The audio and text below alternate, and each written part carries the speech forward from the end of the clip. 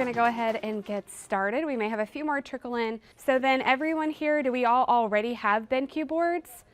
Yes, perfect, great, okay. We've had a few sessions where some have had them, some are wanting to check out and see what it is. All right, so a couple of the things I'm really excited to show you today are really the elements of our Google integration that just makes teaching a lot smoother, a lot easier. Obviously, and you may or may not know, depending on what model BenQ board you have, we've got some model boards that are not Google certified, so they don't necessarily look exactly like this. They can still run Google tools through the browser, but they're not Google certified, which means they're not allowed to have the Google apps on the board. Now this model right here, this is our 04, and then that is our new one coming out this spring, our 05. They look very similar because they're both EDLA certified, so they both have the Google tools and apps on them. So this session, I'm just going to show you and point out a lot of the Google integration elements that are on these models. And then if you have a different model panel or if you have questions, please feel free to stop me.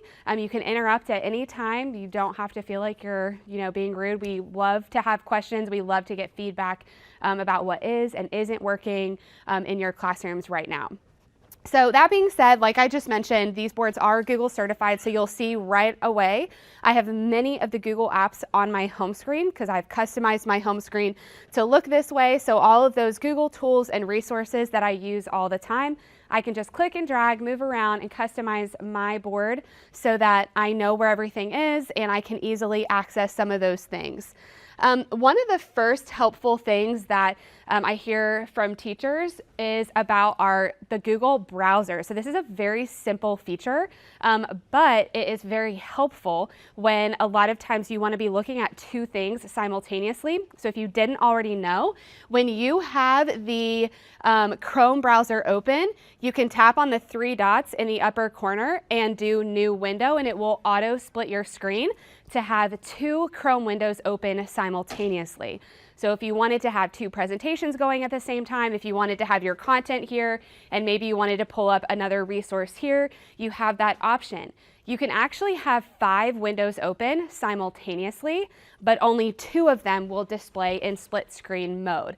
So you can have 5, you'll have like 3 windows in the background, and you can manage all of those again by going to usually there's 3 dots right there, but Chrome needs an update. So if you want to manage what windows are open, you can see that I now have 2 windows open, 1 and 2. If I do another new window, it'll pop open a new window, and now you'll see I have 3. So I can come in here and go to Manage Window. If I don't need this anymore, I can close that window. I can also just pop right back over to my other windows and manage all of that from here. I can also click and drag if I want like one to be a little bit bigger. You can manipulate that half screen to kind of display those resources that you need to display if you want to switch the size. So just a quick tip with Google Chrome, you have that as your option. And then, of course, we just have the ability to multitask with your Google apps. So whenever you have something open, like your Google Classroom or a Google Doc, you can always use the multi-window feature. So if you want to have a similar function to the Chrome browser where you're looking at 2 things at one time, you can tap the sidebar and do multi-window. This function works on all of our models. We have a little multi-window feature. Some of them have a little caret instead of a line, but you can use multi-window, which allows you to just put this in a smaller window. You can pin it so that it always stays on top. So now if I want to go back to my Chrome browser, my little mini window here is still on top. So if I wanted to open an assignment, maybe I want to put this for half of my screen, I can drag it all the way to one side, and now this is going to be half my screen. It's going to pin and stay on top, and then I can pop over here to my Chrome browser and I can multi-window this and drag this to this side as well. Again, that functionality, that split screen option does work on all of our models if yours is a little bit different than the one I'm working on. But now I can see my Google Classroom assignment and I can have my reference tool here at the same time. I can just click from the bottom to drag my tool. If I want to remove it, I can also change the size here if I want it to be a little bit smaller. And then you've got your resize options as well. So this is a great way if you want to have multiple slides open at the same time. I get asked a lot about having Google Slides. Like a lot of teachers that I work with, they have their morning agenda slide, but then they have their bell ringer slide, and then they have their other slides, and they want to have multiple slides open at the same time. Using the multi-window allows you to have multiple slideshows open at the same time. So a great feature for a little bit of multitasking. And then also just in general, if your board looks similar to mine and you don't already know, I've pinned a lot of my Google tools at the bottom of my taskbar. And the reason I've done that is because I can actually grab another app and I can have a secondary screen. And so now I can swipe between. It's very similar to your phone or your tablet. So now when I swipe between, those tools that I use the most are still going to show up there at the bottom. This is also, you can pin to the taskbar on all of our models, have a little space where you can pin apps. And you can actually do that from your login on AMS. So you can pin some of the apps if they're available on your board. They will appear right down here in your taskbar, and then it makes it really easy to quickly go access those tools and resources. Now, one of my favorite things to point out about the Google tools is the integration with our EZWrite. So how many of y'all use EZWrite, the digital whiteboard, very often? Okay, on a scale of 1 to 5, how much do you use the EZWrite digital whiteboard? Okay. Thank you for the feedback. So this is our digital whiteboard. If you don't use it very much, I highly recommend that you come to the session at, Carly, what time is the session with West Ottawa? 3? That they are going to be talking about some of the ways that they utilize EZWrite in the classroom, and they are a school district up in Michigan, and they've really worked with their teachers on developing that. So I highly recommend you come to their session where you can really dig into some of those features. But this is our digital whiteboard. Again, this is on all of our panels. So the EZWrite is on all of our boards. You can actually download this software on any device. So if you wanted to prep some lessons ahead of time, you can just go to our website, download EZWrite 6. It works on PCs, MacBooks. You can use the web version on Chromebooks. You can also download the app from the App Store or the Play Store. And then you can create some things ahead of time. But most of the time, like if I had had a BenQ board when I was a teacher, I would have mostly used it for on-the-fly purposes. But some of the easy functionality of EZWrite is just that it is your digital whiteboard. So it's multi-points of touch, which means you can have multiple people writing at the same time. You have a lot of typical navigation tools. You've got a pen tool, you've got text box. We have some different templates and icons that you can embed into EZWrite, but we also have a toolbox here that pulls in Google integration. So when I tap on the toolbox here, I can tap on Google Drive, and it's going to pop open to Google Drive on this side of the board. And so now I can open an activity that I have prepared, and I can have this open on one side, and I can still have my EZWrite whiteboard over here. And so I can navigate my entire Google Drive by tapping that drive icon. You can also use slides on the other half as well. Like if you open that, I can't right now because I have a second screen, so it'll pop the presentation over there. But when you tap on that Google Drive, anything that you open within Drive is just going to pop it into its respective app. So if you open a doc, it's going to split screen with docs and open that up, and you have all those resources. And then we also have just the regular Chrome integration as well. So if you have your Chrome tab and you're teaching a lesson about frogs, I can come in here, I can grab some content. I've got this picture here that I can long press, click and drag. Again, if your board looks a little bit different than mine, this functionality still works on all of our models where you can grab content from one side, move it to the other. And so now I can quickly grab my images, bring them over. This is a fun EZWrite tip. This image has a little AI button on it, and I can remove the background. And so now I can insert my frog with no background.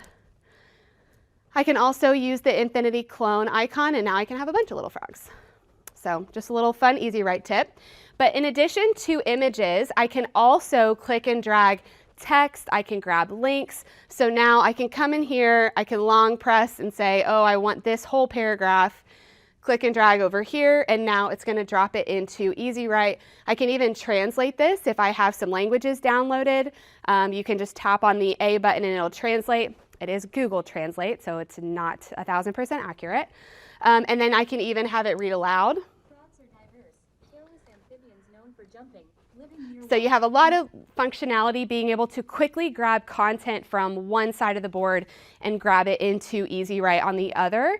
So those are just a few fun elements of our Google integration in our toolbox. So again, it's the teacher toolbox and you have some Google tools here. If your board doesn't have the Google tools in the toolbox, you can split screen with your browser and split screen with EZWrite, and you can still do that functionality. You can click and drag images and text from one side of the screen to the other.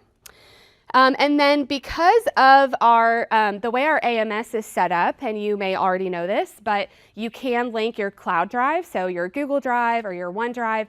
So anything you do inside of EZWrite, you can quickly go and grab that content. So you'll see here I've got my Google Drive icon, and now I can come in. It's going to maintain my Google Drive folder structure, and so now I can come grab some resources, whether it's a PDF, a doc file, an image. I can grab all of those resources and bring them in.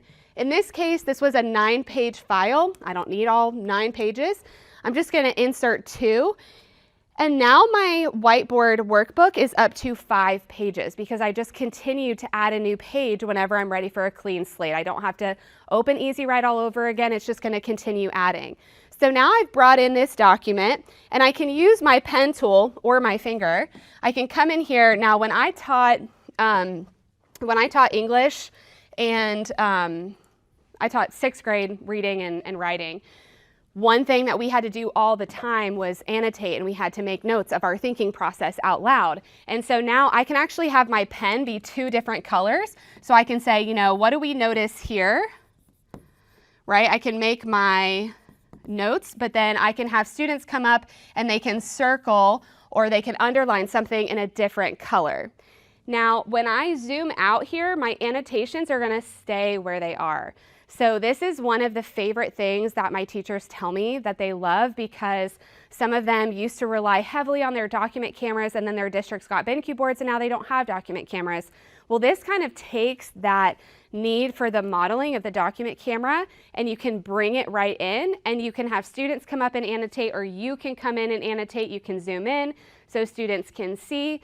You can add those notes when I go to the next page, and if I, annotate here, I can draw my underline in one color. I can also switch if I wanted it to be a highlighter. I can come in and highlight, and again, when I go between my pages, you'll notice that my annotations are still there. But the best part about being able to annotate all of these resources inside of EZWrite is the ability to save them and send them back to your students. What kind of LMS do y'all use? Like Google Classroom, Canvas, Schoology? Schoology, Google Classroom? Google Classroom? Okay, so I came from I was at a Google Classroom district and then we switched to Schoology. But the nice thing about this is now that I have this lesson, this 5 pages, I've annotated, maybe I've got students that are absent that day, or I have a really important concept that my students, I know they're going to have to go back and review this for an assessment, or even nowadays, I know there's a lot of students that have in their IEPs that they have to have copies of the notes and the resources from the lessons that day. Well, now I can tap down here, use the universal share icon, and now I can save all of my pages as a PDF. If I want to continue editing, like maybe there's a fire drill and we're going to have to pick up where we left off tomorrow, or all of those unknowns, or even just you ran out of time and you're going to continue the lesson tomorrow, you can save it as an EZWrite and pick up right where you left off. It saves all those annotations. But when I choose save as a PDF because I want to drop this into Google Classroom or I want to drop it into Schoology, I can now select, well, I don't need these first 3 pages, but I am going to save those 2 pages. And it's going to ask me to give it a name. So I can give it a name here. And then it's going to ask me where do I want to save it. And so now I can save it directly into my Google Drive. if you have a different cloud drive that you use all the time, like OneDrive or Dropbox, you can just tap on AMS, which is our file manager on the board, and then you can come over here to your other drive and drop it in. And it makes it really easy for you to now access those resources from your computer and share them with your students directly, or even share out some highlights to the parents of your students with some of the work for the day. And so all of that is just through this import media icon where you can bring in, so that worksheet that I showed you, I brought in from my Google Drive. Yes? So when you have your annotations off on the side like that, yeah. For the students when they pull it up in Google Drive? Good question. So it actually takes the slide, like the whole view that you have, and it makes it into a page. So like it's like this whole screen is now a slideshow page. So it's not only saving the document on when you share it to Google Drive, it's actually taking, well, here, I'll show you. It'll be a little bit easier. So I'm going to save it as a PDF, and then I'm just going to drop it into, I'm just going to keep it on the board, make it a little easier to find. So now let's say I go back to my computer, I open up my document, I saved it as a PDF.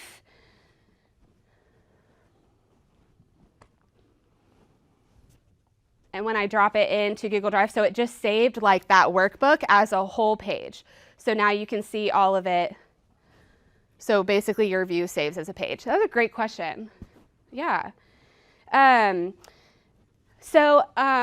Also so while I was using these tools here with my Google Drive, we also have YouTube built into EZWrite.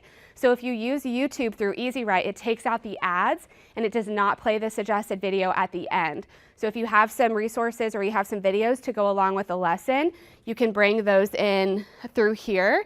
And then we also have our Google Slide integration. This is one of our newest elements of EZWrite, so it's still a little bit in beta mode.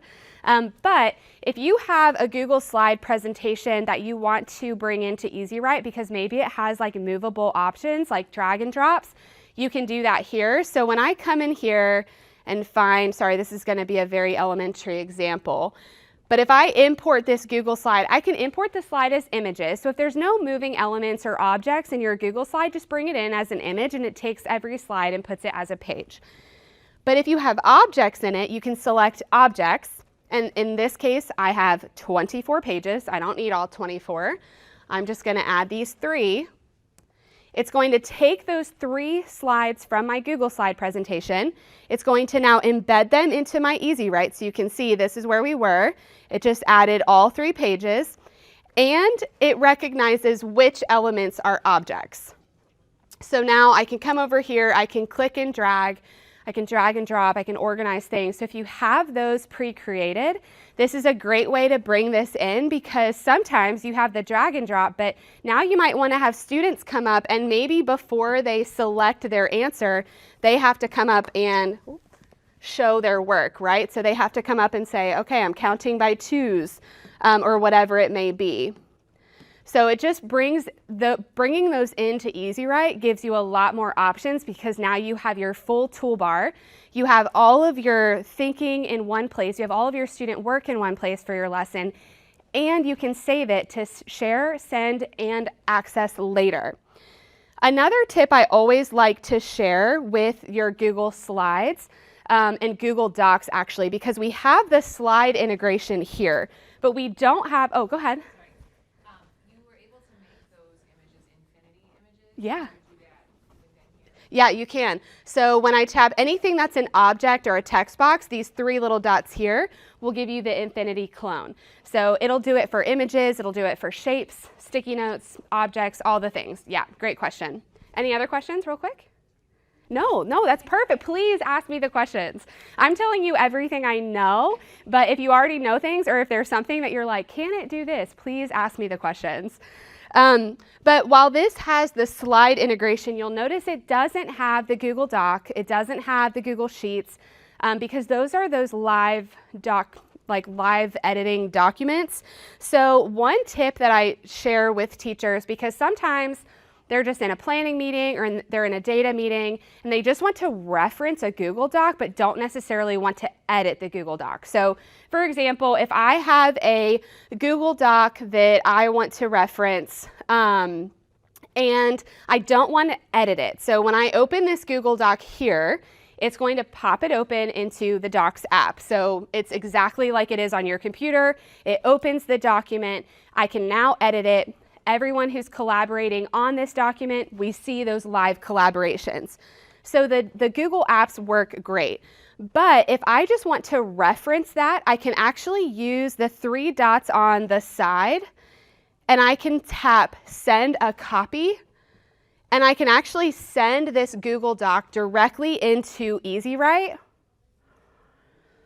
And so now it's going to say, oh, this is a 1-page document. It's going to add a new page. It kept my background. There we go. And so now I have that reference tool here. And so now, again, this isn't in edit mode anymore. This is just brings it in as an image.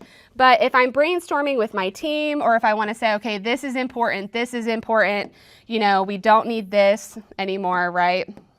I can say we don't need that. And so now you have that collaboration, but you have all your whiteboard tools.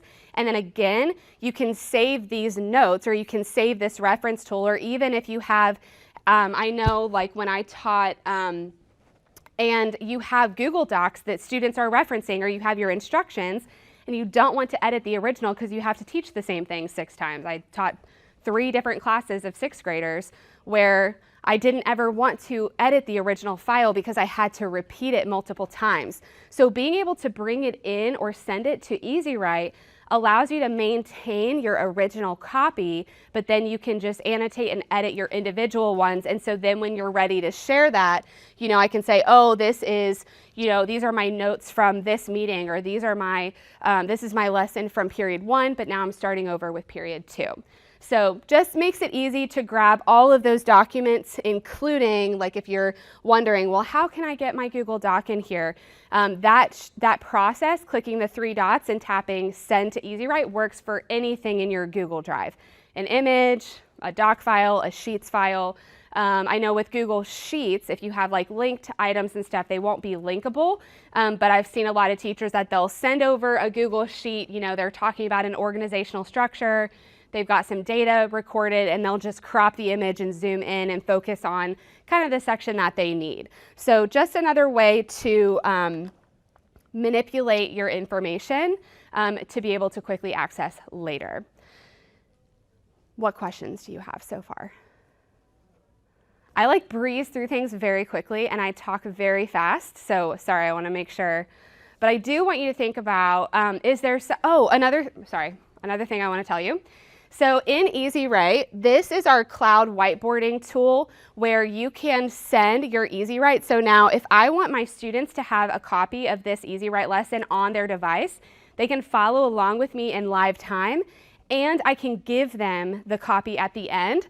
So one thing, we do have integration with Google Classroom here.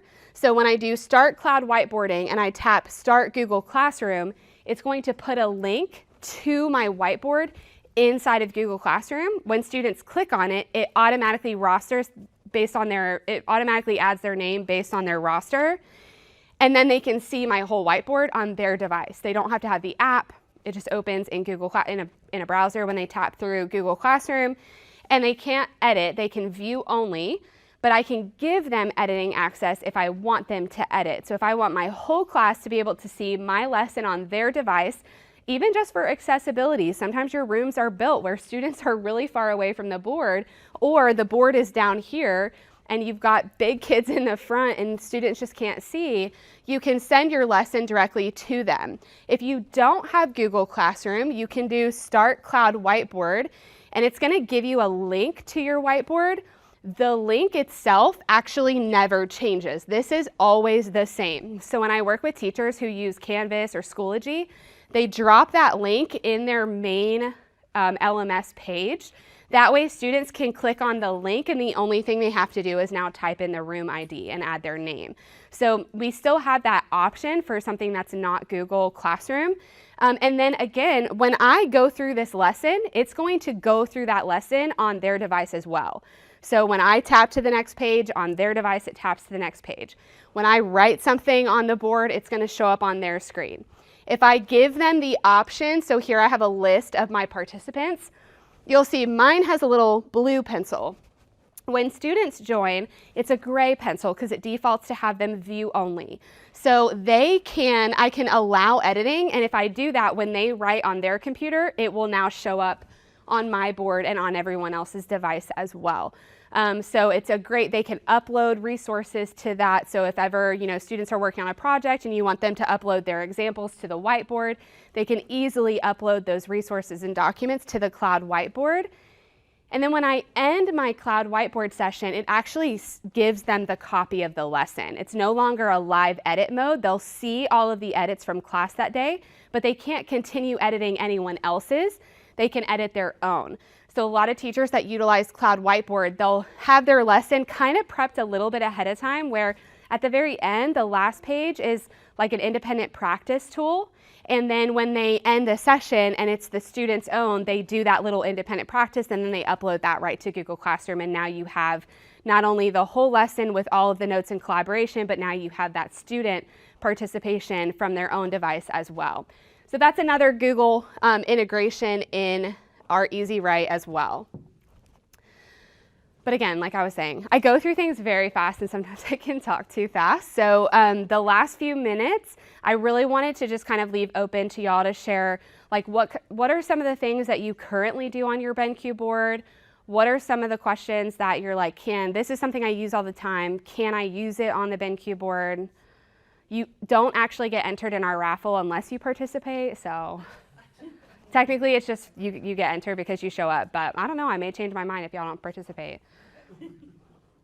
I'll participate. Thank you.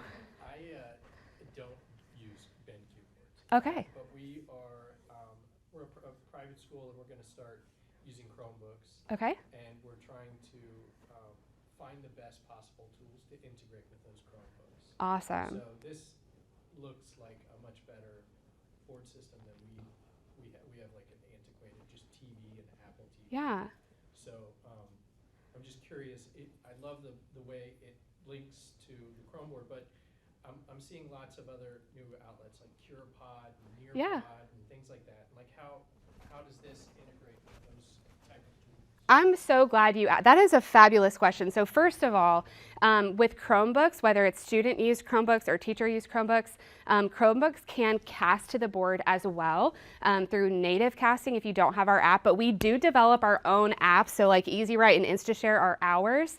And so InstaShare is our casting app that allows you to do that. A lot of teachers that have Chromebooks will cast their device, they'll cast the board to their Chromebook and they can walk around the room and they can actually control the board from their device. But then also, because you have access to the Play Store here, you can download like anything that's an Android app, you can download to the board. But specifically about CurryPod and Magic School, so we have some partnerships with several education technology companies. So we have our own BenQ App Store where all of our developed apps live, but then we also have a partnership with CurryPod, Magic School, Genially, Ginzy, Wixie, Anton, so lots of teaching tools that are used all the time. The benefit of that is sometimes, I don't know if y'all are teachers or technology directors, things like that, but sometimes teachers don't have control over access to the Play Store. You log into the Play Store and you have no apps, right? So we want some apps with our partners to be easily accessible. You can access this all the time. So this is the BenQ App Store. It lives on every board. And I can scroll through here and you'll see here, like we've got CurryPod here, and we have Kahoot, we've got Magic School. So all of these features are just apps that are pre-loaded on the BenQ store, but then the teachers can just go in and download them, and they function on the board like they do on the desktop. So with a CurryPod lesson, it's great because teachers can just pop into CurryPod, and because there are free versions of those, you can just create a free account. You can just log into that directly from the board. You don't have to have a BenQ account or anything to access those. But then teachers can generate those live interactive moments with Kahoot and Magic School and CurryPod and do it all directly from the board. And so that's kind of how that functionality works. And again, that's just in our all apps. Even if your board looks a little bit different, it's in the all apps and then the BenQ store, and those things are on multiple model boards. And so they do work very smoothly, and that's why we have a partnership with some of those resources, because they work so well on our boards that we want it to be easy access for teachers, and we're constantly working on developing more and adding more. So every year we get a few more added to the BenQ store of those things that are being utilized all the time by teachers. Hopefully that answered your question. What about Apple? Like if I want to screencast, Yeah. can I still screencast? You can. So you have two options. You have, well, actually, technically you have three options. So you can, with InstaShare, you can put InstaShare 2 on your Apple device, which gives you a little bit more functionality. You get touchback when you cast to the board if you use the InstaShare 2 app. But if you don't have the InstaShare 2 app on your MacBook or iPad, you can use without the app because you can AirPlay directly to the board. But also we have multiple inputs on the back. You can even plug in an Apple TV on the back. So I was in a school district where we had Apple TVs on top of every projector, and then we went to BenQ boards. I was only there for 6 weeks while I had them, but then we went to BenQ boards. But because the teachers were so used to having their iPad go to the Apple TV and their computer go to their projector, they just put Apple TVs on the back so that they had a similar workflow, and it wasn't all new change at one time because change is hard. So you have multiple options for the MacBooks. We have a lot of our school districts, their teachers all use either MacBooks or iPads, but it also works great with PCs. It's the same process regardless of what you're using. And then we even have a webcasting option. If you have students that are working on a project and you want them to cast, but they don't have the InstaShare 2 app, or they don't have, certain permissions, they can just go to a browser, and our link is always the same. It's not toggled on right now, but the link is always the same link. They just Google it, and then they type in the pairing code, and they can just share their window, which also works very smoothly with Chromebooks and all devices as well. And it's great for when you have guest visitors or presenters come, and you don't want to worry about like what device they have and what network they're on and all the things. And we do have like a built-in AI guardian, so whenever something is being cast to the board, if anything inappropriate comes up, it will actually, the screen of whatever is being shared will change, and it'll have like a lock symbol because it blocks it out. So no inappropriate content will appear on the board, but teachers always have full control over what is being shared to the board because anything that's connected will list right here. You can actually have about 30 devices connected at once. You can display up to 9 at one time. So if I pick, Johnny, Billy, and Susie, I want y'all to cast to the board right now, but then, Johnny's a little irresponsible and he's going to try to like play some jokes, I can just say, nope, and you're gone, So I have full control of that as a teacher. Yeah. What other questions you have? What kind of math tools, like, can you just put on like a protractor? Yeah, so great question. Inside of EZWrite, we have some math tools that are built in. So here in our toolbox, we have like rulers that you can manipulate, move around, change the size. And then we have all of the other math ones like that, so all the other math tools. We also have an Easy Math. This one allows you to draw a shape, and it will actually like perfect the shape for you. And you can insert it, and then it inserts like a picture, and then I can manipulate that. But I can also do equations, so you can do simple things like this. If you don't want the answer to show up, you can just scribble it out, or if you need to add something or you want to make it a little bit harder, you can, manipulate all of that. It also does the harder ones where you combine the letters and the numbers. I do not personally have any examples of that right now. Because I'm not a math person. Everyone's a math person. My mom would kill me if she heard me say that, but she's a math professor. So yeah, we have some of those built in, but then I know there are a lot of like math interactive websites, like the Math Learning Center apps. All of those function really well on the board also. I've been in a couple classrooms where they'll have the whiteboard on one side and they have their problem of the day, but then on the other side they have like their math learning center, like the numbers app, and they can like click and drag the manipulatives to do the work. And then they really have two whiteboards kind of going at the same time to have that interactive element. So you can download anything that's like a math app that's compatible with an Android will run on our board. So you have lots of options. Yeah, good question. Any other questions? We still have 7 minutes left. See, I can do mental math. We have a question about the difference between the two versions. Like what's Sure. new on the version of Sure. So great question. First of all, well, right now I'm mirroring the devices so they look like identical, but these are both very similar. So this is our 04, this is our 05. A lot of our boards now will probably all look very similar because they're going to all be EDLA certified. So they're all going to have the Google apps. We do want to maintain some similarity from model to model, especially because we have a lot of school districts that they want to put BenQ boards in every building, but they maybe can't do it for a whole 3-year rollout. And we don't necessarily want them to all look entirely different. So the user interface is very similar. However, this board, the audio is a little bit better. It's got about 20 watts higher of audio.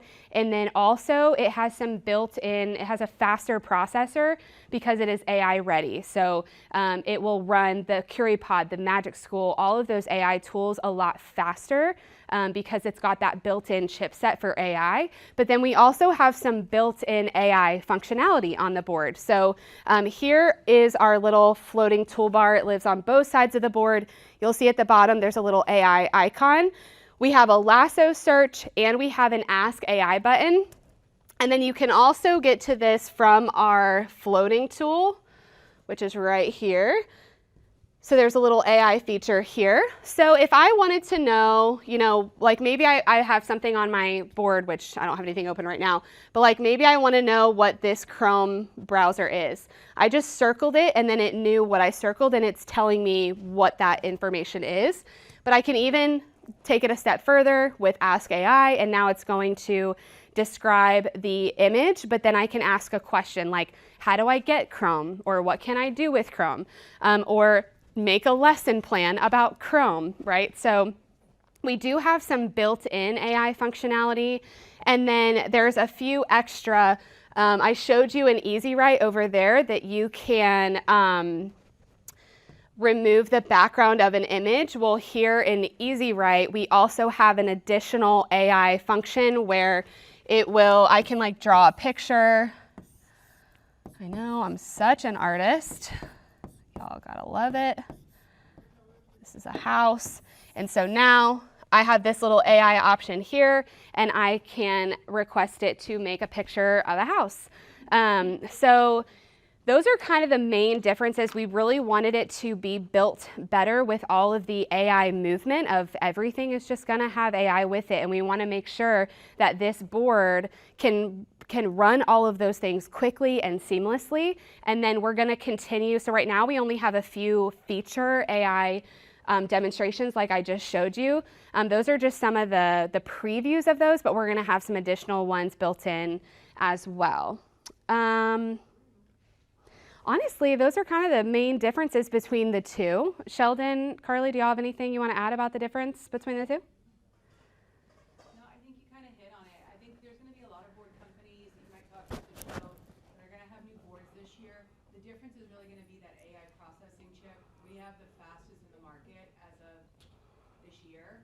And so depending on how much your teachers lean into AI or not, one of the other differences that'll be coming on the board, the new boards that are coming out in April, that she's showing that we have one here of, is that some of that AI can be done on the board with edge AI. So it doesn't necessarily go to open AI, which I know kind of scares some people, especially when it comes to student information.